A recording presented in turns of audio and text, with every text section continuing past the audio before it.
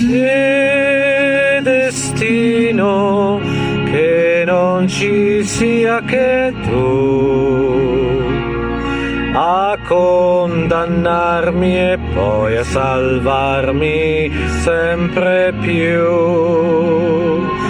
Ovunque sei, ti penserò e il mio pensiero forse ti raggiungerà,